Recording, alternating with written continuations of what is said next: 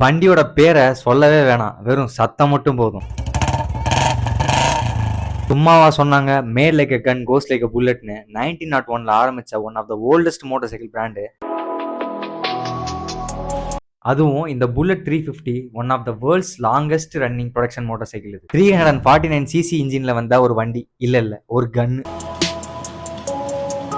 இது alphabet series letter R. நம்ம page learn with லோக்ஸை follow பண்ணிட்டு வீடியோ பாருங்க. அதுவும் இந்த புல்லட்டை ஓட்டுறதெல்லாம் ஒரு தெரப்பி மாதிரி இருக்கும். அதெல்லாம் சொன்னா புரியாது, இருந்தாலும் ட்ரை பண்றேன். வண்டியை ஓட்டும் போது அந்த சவுண்டு டைரக்டா ஹார்ட்டுக்கே ரீச் ஆகிற மாதிரி இருக்கும். அப்புறம் ஆரியோட ஃபேமஸான கெஃபே ரேசர் கான்டினென்டல் ஜிடி. பைக்கோட டாப் ஸ்பீட் 212 கிலோமீட்டர்ஸ் வரைக்கும் போகக்கூடிய ஒரு வண்டி இது. அப்புறம் நம்ம இந்தியன் ஆர்மி நம்பி யூஸ் பண்ற Himalayan 450. Single cylinder maximum 8000 RPM வரைக்கும் போகக்கூடிய ஒரு வண்டி. அடுத்து இன்டர்செப்டார் 650. வண்டி பார்க்கவே அவ்வளோ ஒரு கிளாஸா இருக்கும். 650cc செக்மெண்ட்ல அதிகமா சேலான ஒரு வண்டி.